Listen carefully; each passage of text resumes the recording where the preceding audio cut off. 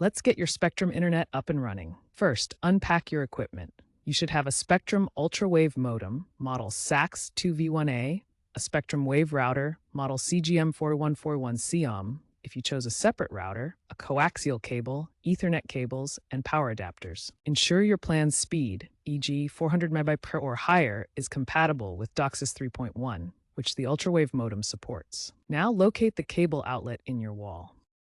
Screw one end of the coaxial cable into the outlet and the other end into the cable in port on your modem. Plug the modem into a power outlet and wait 5 to 10 minutes. The online light should turn solid green or white, indicating a stable connection.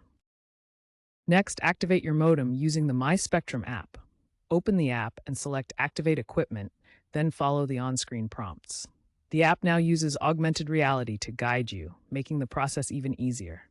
If auto activation fails, call Spectrum support at 1-833-267-6094 for assistance. If you have a separate router, connect one end of the Ethernet cable into the modem's LAN port and the other end into the router's WAN Internet port. Power on the router. Wait 2 to 5 minutes for the lights to indicate a connection.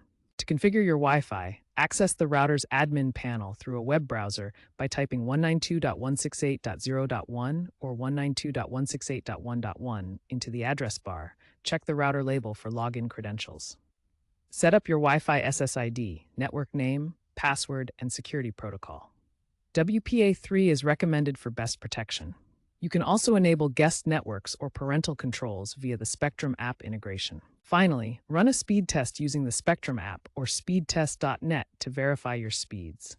Place your equipment in a central location to minimize interference. If needed, consider using Wi-Fi extenders to eliminate dead zones.